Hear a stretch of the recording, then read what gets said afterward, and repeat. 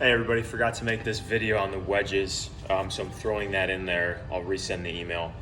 But when you go to the front desk, you'll see a box full of these, the wedges that we used in class. And all I'm gonna do is spend like a minute or so just showing a couple of the exercises that we did in class. So I want you to go barefoot without shoes and socks.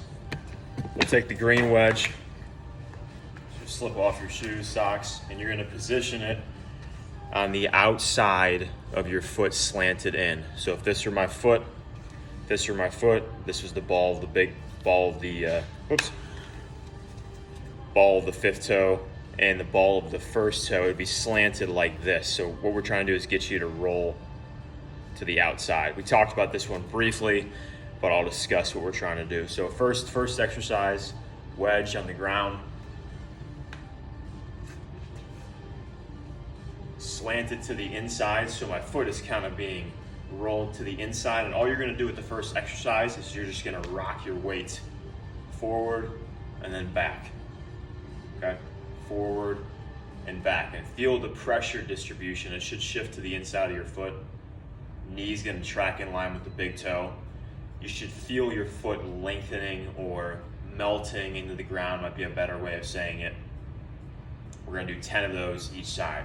Okay, next one, we're going to take the wedge and then we're going to roll it on the other side of the foot. So this is the one we spent a lot of time on. So this is the one, you're a right-handed golfer, and in the backswing, this is my right side, I'm going to load this side. In the backswing, when I'm here, my fault is my knee extends and my foot rolls to the outside. So if you have a miss that you push away, or the timing becomes really off and you may snap it with your wrist at the end just to square up the club face, quote unquote. This would be a great drill for you, because what we talked about before in class is that we need to find pressure in the ball of the big toe. That is going to anchor us into the ground, and once the ball of the big toe and the ball of the pinky toe are anchored in the ground, then we can rotate into that hip. If we lose the positioning of the ball of the big toe, then we send our hip and weight transfer.